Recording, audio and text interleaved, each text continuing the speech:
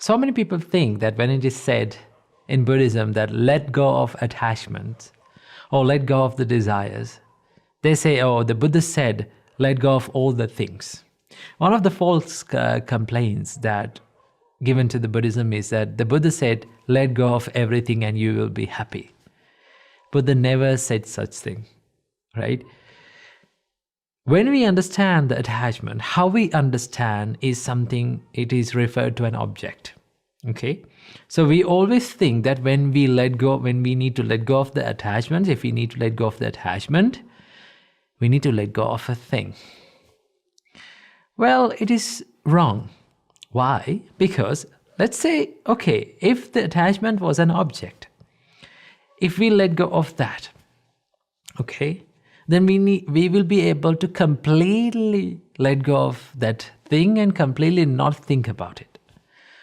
But see, so many people lose things, They have to let go of things and still they are thinking about the things that they lost. So the attachment is not always an object, right? In fact, we can't completely let go of things, right? As humans, we need things. We have to use things, right? There's a funny saying that says, your human body is always touching something, right? You can't get rid of this, right? When you're standing, you're touching the ground, right? When you're standing and when you're sitting down, wherever you go, your clothes are touching you. If you want to live untouched by anything, then you have to float in the space, right? Naked. But here's the thing. Even though you do that, you can't completely let go of things. Why? Because your body is something. It is an object. So you can't let go of things. So you understand that when we say letting go of attachment, it doesn't mean letting go of things. You can be with things, you can use things, you can have whatever the thing that you want and still not be attached to. So I want to share with you what it really means to let go of the attachment. This is what Buddha meant by letting go of the attachment. The Buddha says, they are not sensual pleasures, the pretty things in the world. A person's sensual pleasure is a lustful intention. The pretty things remain just as they are in the world, but the wise remove the desire for them. So understand, Buddha said that pretty things remain the same in the world. Let the pretty things, let the nice things and the beautiful things remain in this world the same. Let it be there. Don't disturb them, right? Don't destroy them. What we need to really let go is let go of the desire. Remove the desire for them. Now, when we say that, the people understand that, okay, if I let go of the desire, will I be able to enjoy that? Well, understand, when you let go of the desire only, you can truly enjoy that, right? For an example, desire means trying to keep it for yourself, right? Trying to hold on to it and not letting it to change and you don't like to see the things change, right? You try to make it mine, you try to make it yourself and keep it for yourself. That is what desire does, right? When you do that, what we do is we destroy the beauty of things. For an example, this is a nice story that it is my personal experience, right? When I was at home, I got the chance to go to, when I was at home, I went a lot of hikes, right?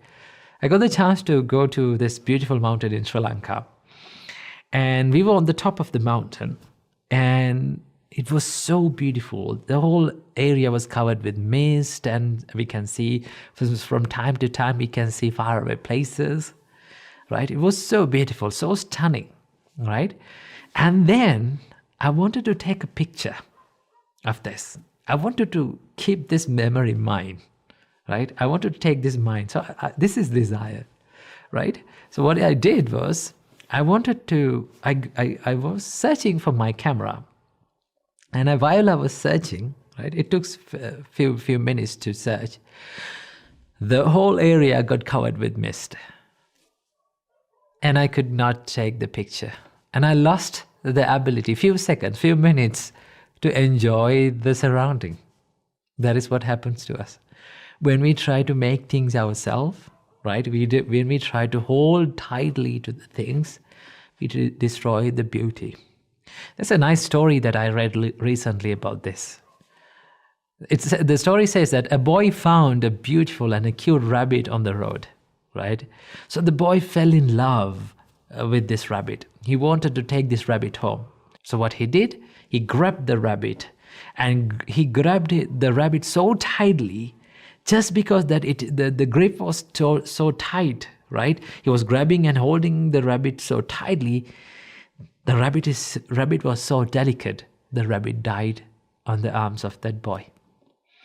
The story says that when we hold on to things too much and make things like myself, and not letting things to change, and when the inherent nature of things is the changing, we destroy the beauty of things.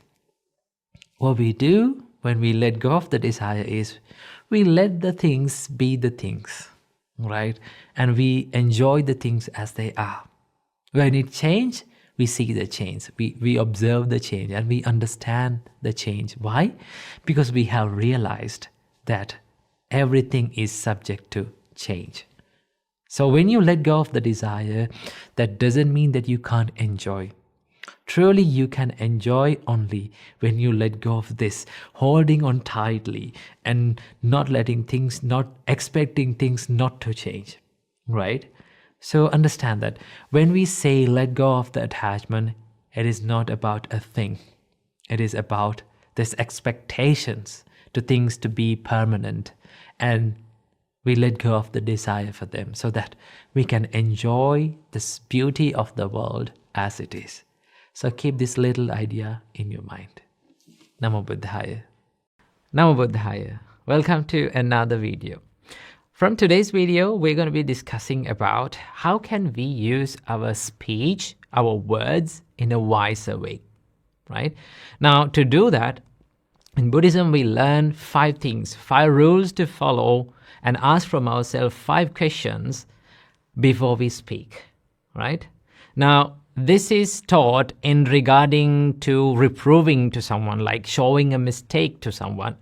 But these 5 rules can be added to our normal day-to-day speech as well. And it will make a greater change, and it will make a greater impact on ourselves as well as others. So that is why it is important to understand the words that we speak has got power. There's a beautiful saying that says, words can make people and words can break people.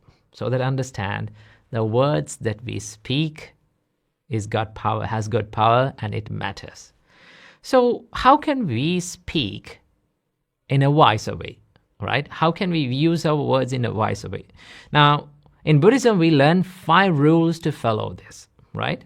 5 questions to ask from ourselves before we speak.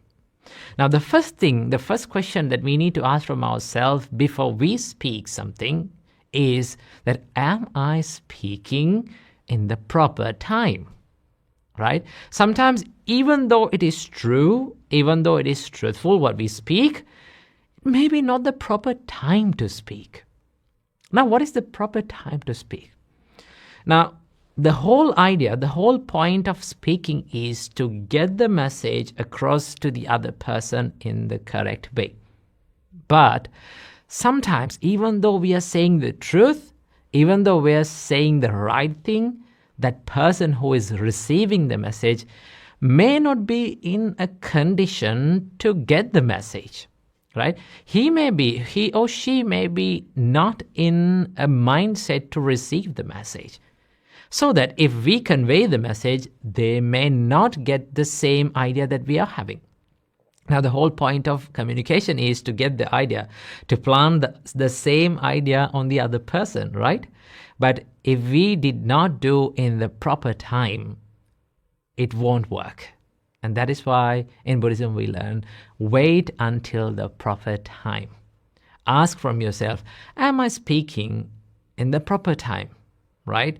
Now, for an example, if you need to show a mistake in someone, if you need to correct a mistake in someone, now you need to communicate. That is where you need the communication in, like, it is very important at that time, right? The right communication. But if you say that mistake, if you show that mistake when that person is angry, right? When that person's mind is filled with anger, what happens? They may not get the idea. They may not see the mistake that we are showing. Okay? So what we do, we wait until the anger cools down and open his ears and mind. Now, when our mind is in anger, we are not ready to listen to anyone. Right? We are not ready to think about what is wrong or what is right. That is why the Buddha says, Khuddho attang na jananti. When your mind is in anger, you don't know what is good and bad. Right? So that we need to understand. If we need to get a message across to that person, we need to wait for the proper time. Until their mind is open, until their ears are open, until they are ready to listen and understand that message. So that waiting until the proper time is very important when we communicate. That is the first question that we need to ask from ourselves. Am I speaking in the right time? The second thing that we need to follow is, we need to ask from ourselves, am I speaking truthfully? Right? The Buddha says, you need to follow the truthful speech. You need to say the truth. But even though the truth, you need to put it in the right time, in the right place. Right? The Buddha says, even I, right? Even the Buddha, even though it is the truth, he waits until the right time to say it. Sometimes it is not the correct time to say the truth, so that we need to wait until that.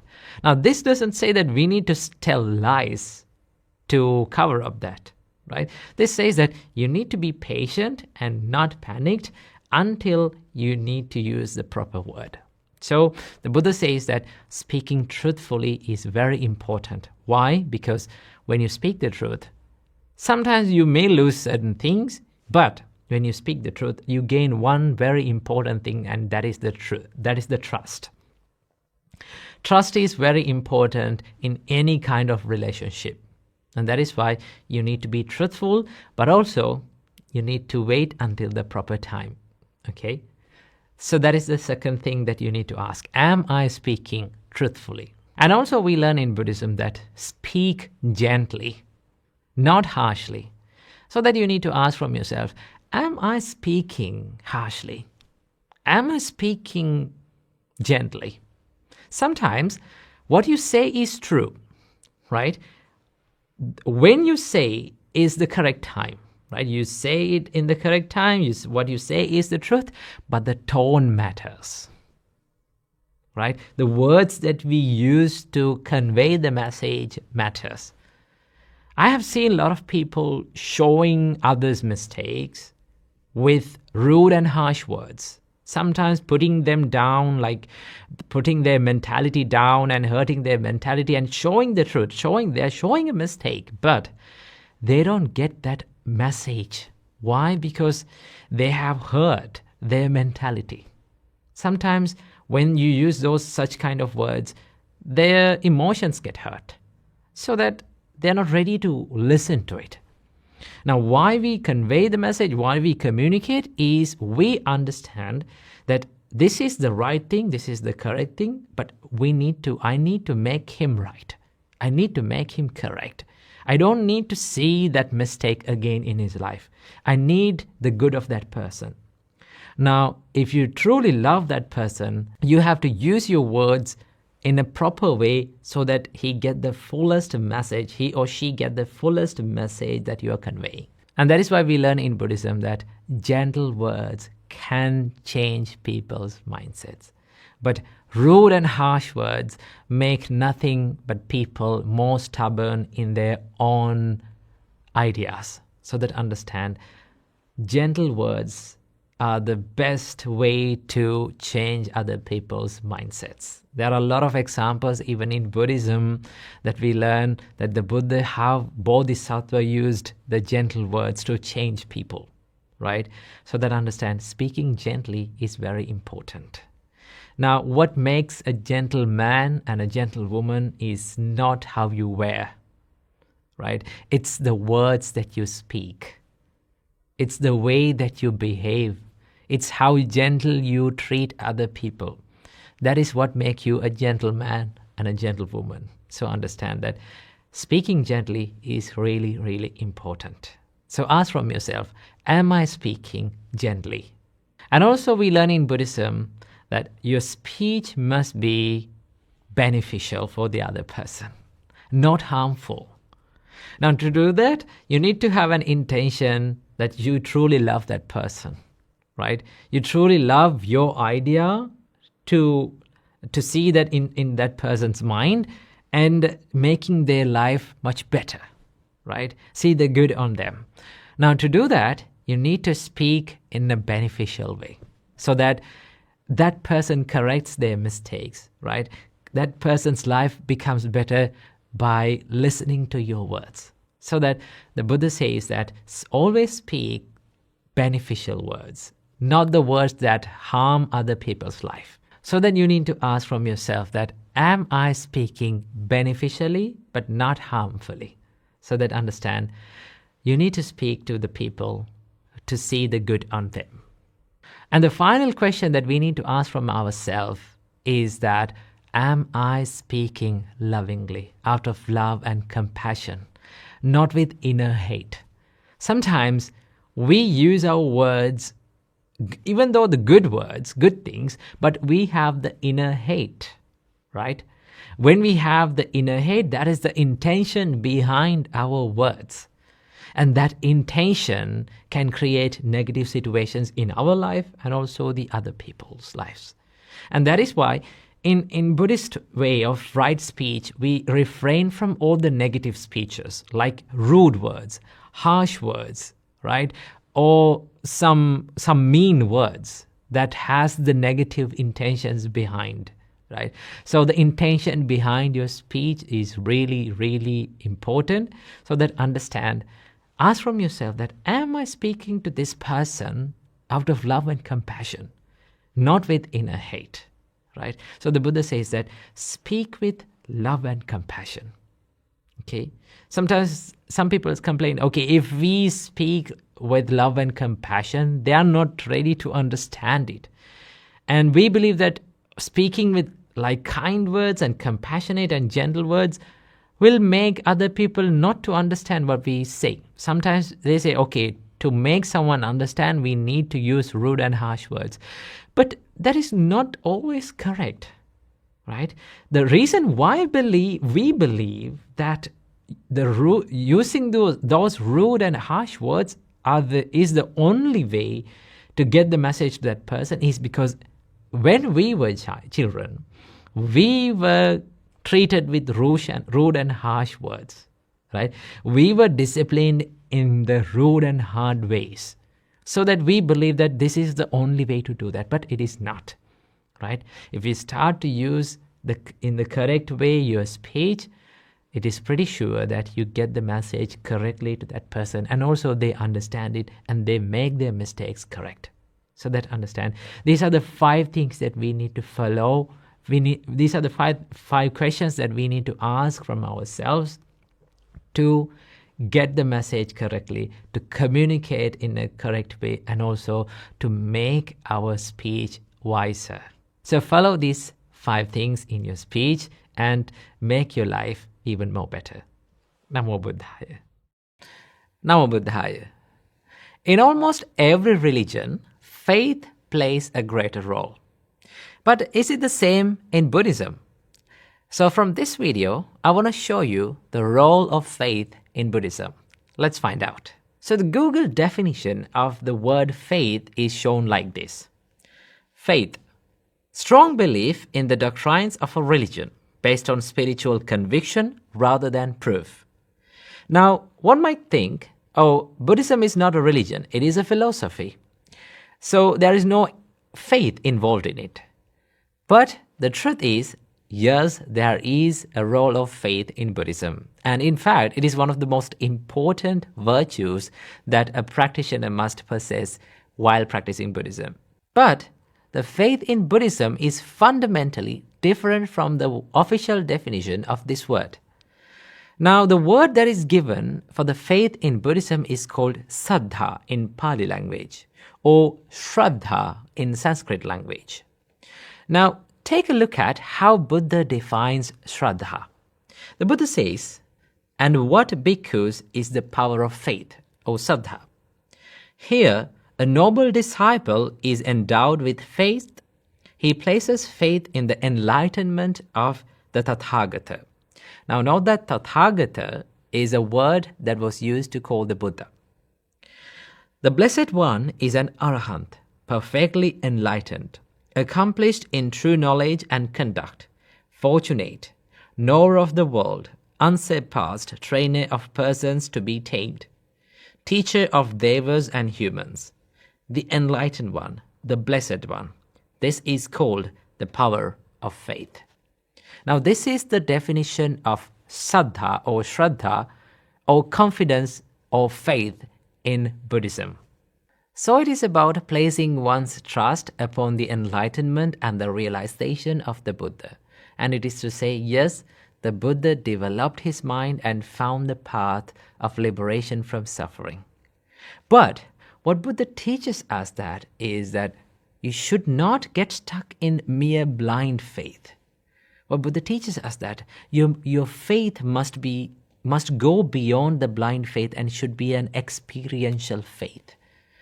The blind faith is in Buddhism is called amulika shraddha.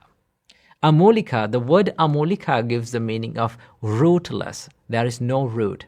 That means there is no root for your faith. You mere blindly believing in something. That is called amulika shraddha.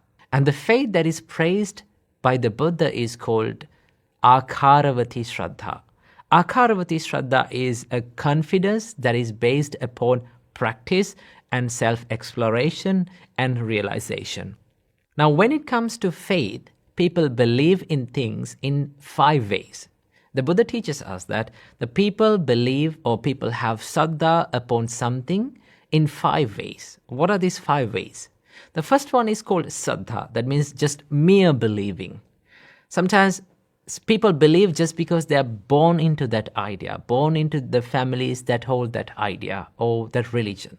So that is mere believing. That is called saddha. And the second one is called ruchi. Ruchi means people believe in things because they like it, right? Sometimes you like certain ideas, so you just believe it. Second one is called anusava. Anusava is that you believe in something just because someone said it so. And the fourth one is akar parivitaka. It means logical thinking. People believe in things because it is logical. They don't put it into practice, but as it is, just because it is logical, they believe in it. And also the fifth one is called dittini jhanakanti. People believe in things or ideas because those ideas correlate with their point of views, their personal views. So what Buddha teaches us that is that your faith, your confidence, your shraddha must go beyond these 5. That means you should put it into practice, you should experience it, you should explore it and have the confidence upon it. It is something like this. Let's say you and I are in the darkness, a darker place, right? But you and I are far away. Now, right in front of me, there is, let's assume there is a statue right in front of me, right? But I can't see it, you can't see it, because we are in the darkness. All of a sudden, a lightning occurs, right? A lightning occurs and the whole area lights up. And within this split second, I get the chance to see the statue. But after this split second, we are totally immersed in the darkness. But now you didn't see the statue, you were far away, but I saw the statue. Let's say you're coming near me and I say to you that there is a statue in front of me, right? In front of us, there is a statue. It is like this, it is like that.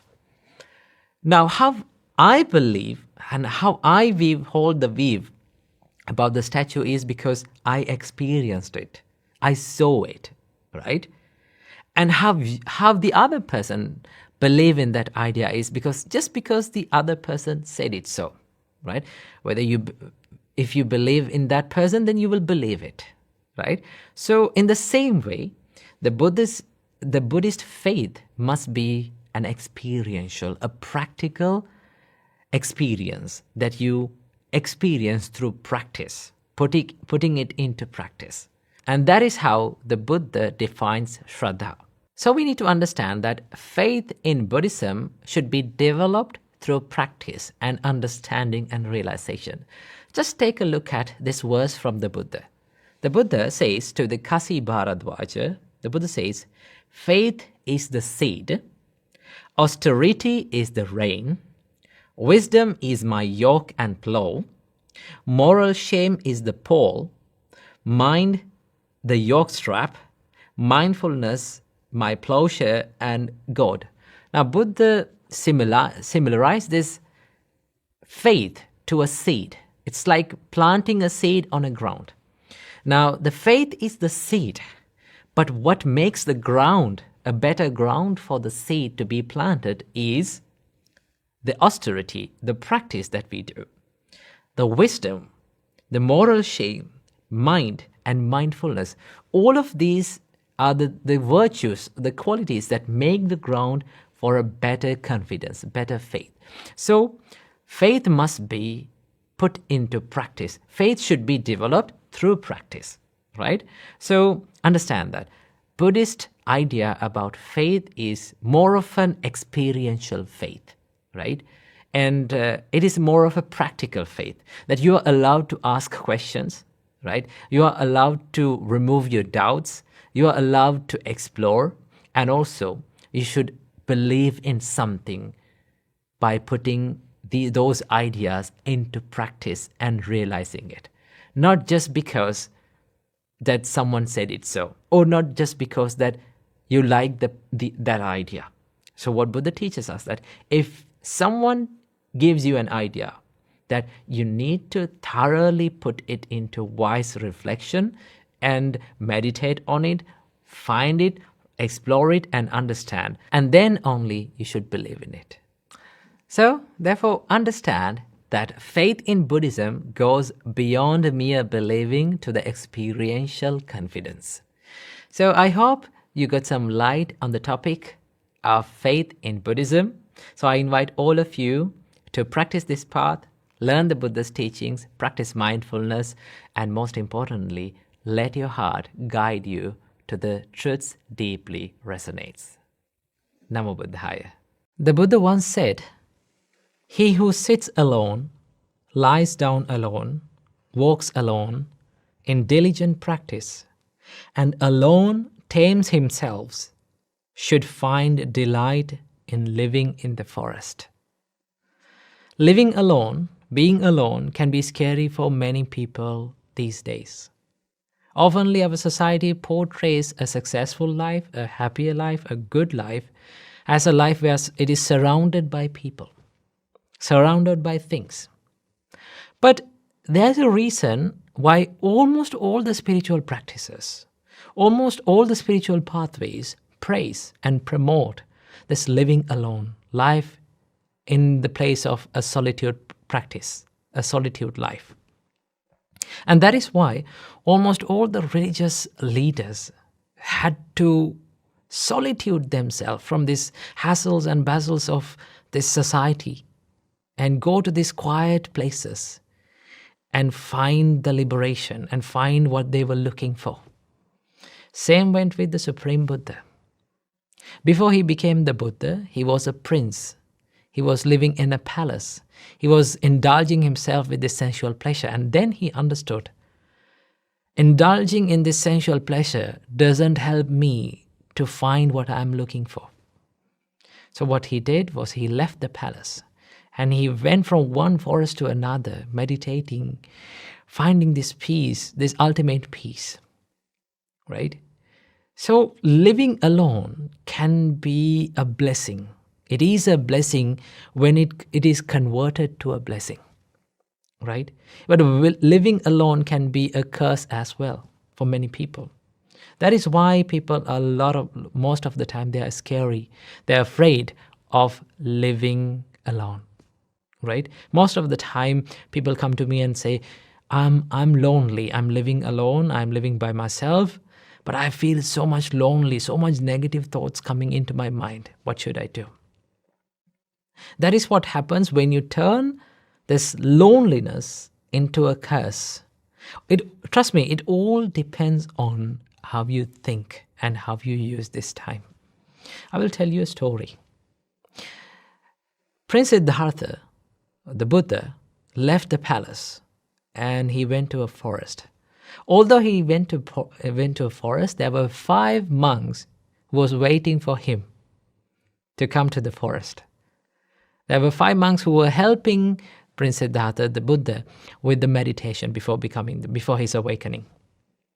And then these 5 monks had this idea that only way to find the liberation is by giving this tortures and doing these hard meditations and harsh meditations and extreme meditations. So we call it Atta Kilamatthana Yoga, which we can translate into English as self-mortification, right? Now, Prince Siddhartha left one extreme when he left the palace. That extreme is, the Buddha described this as the extreme of sensual pleasures, indulging in the sensual pleasures. That was one extreme. And then Prince Siddhartha came to the other extreme, where he practiced this self-mortification, giving these extreme and harsh meditations to the body. And then those 5 monks, they believed that this is the only way for the liberation. So Prince Siddhartha was practicing these meditations for 6 years. And finally he understood, this extreme, being in this extreme, doesn't help me either. So then he found the middle path, the middle way. And that is to live a spiritual life by balancing his material and spiritual life both, right? And that is why after that decision, he decided to take some food to his body. After a long time he had taken some food to his body, he grabbed his alms bowl and went on begging alms and find some food and had it. Now all those 5 monks had a lot of expectations on Prince Siddhartha. And then they saw this incident. And then they became disappointed. They said, oh, what a disappointment. We believed him. We had a lot of expectations on him. But look what now happened. He's taking food. Maybe soon he will go back to his palace and he will live a normal life again. So the best decision is to leave him. So what happened? All these 5 monks left Prince Siddhartha. And after this alms round, he came back to the forest and he saw everyone had left. No one was there. Prince Siddhartha was alone. Then he found this perfect environment, perfect place to be focused more into himself. That was because he was all alone, right? He got the opportunity to be by himself, right? Focus more into himself. And one day, he sat under the Bodhi tree and he became awakened. He became enlightened, right? So this solitude, when it is turned to, when it is used in the correct way, it can be a blessing for you, right? And the same solitude can be turned into a curse as well, right? Most of the people, they complain me about the loneliness. I always say to them, when you're lonely, your thought process generates a certain energy within you, right? And that can be negative. Now, let's say you are in this negative energy environment and a negative energy thought process. You all know in science we learn about, according to science, it says that energy cannot be produced or destroyed. Now you have your energy within you, but it is negative, right? Now you can't destroy this negative energy, right? What we are trying in this whole life is to destroy this negative energy. Well, we can't do that. The only thing that we can do is to convert this negative energy, drive this negative energy to something positive. Right? So how can we drive this loneliness, this energy to something positive?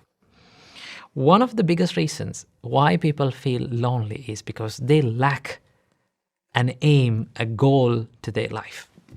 If they have a goal and aim that they should work on, if they have a system that they should work on, then they don't feel that much lonely because they have something to do. They have something to engage with it. Right? So this can go people can have either material goals or spiritual goals, but everyone must have these spiritual goals within themselves, no matter what life they are coming from, right? Because finally, there will be a time in all of our lives that we come to this lonely place. One day we have to be by ourselves with no one else around us. Right? At that time, if we don't have any quality, any spiritual quality that we have practiced within us, we'll start feeling lonely again and again. And it will start to build up this negative energy within us. Okay? And sometimes we can be too late for that to make it correct. So the best thing is to learn how to convert this negative energy to something positive, right? To do that, you have to have a goal and an aim for yourself, to yourself. Always ask from yourself, what should I do in my life? Who should I become in my life? What should I build up? What qualities should I work on in my life? If you found, we will always find some qualities that we should work on, right? Some mistakes that we have, some weaknesses within us. If we can work on those weaknesses and make it correct, that time will help you to be more successful, more productive, right? More happy and a more peaceful person. But to do that, what do you need? You need time, right? You need time to be focused on yourself. And what gives you the best time to be focused on yourself is the time when you are all alone. Right? And that is why I always say for people, have a time during the day only for yourself, a separate time. Probably people call it me time. Okay, that's a good thing. Having a me time for yourself during the day is essential. Okay, so I would say as a practical thing, apply it to your life. That is to have a separate, at least 15 minutes. It's okay. No matter how much you spend the time, but if it is for yourself, that is helpful, right? At least spend a 15 minutes of time, right? Sitting down, being by yourself, all alone, right? Not with your mobile phones, not with your Netflix account, not with your movies or anything. Just be by yourself, right? And then learn how to be with your own thoughts, right? Then only we can be more focused to ourselves, right? So I hope you got some idea about how to convert this loneliness into the solitude. So apply this little practice to your life and enjoy the solitude in your life. Namo Buddhaya.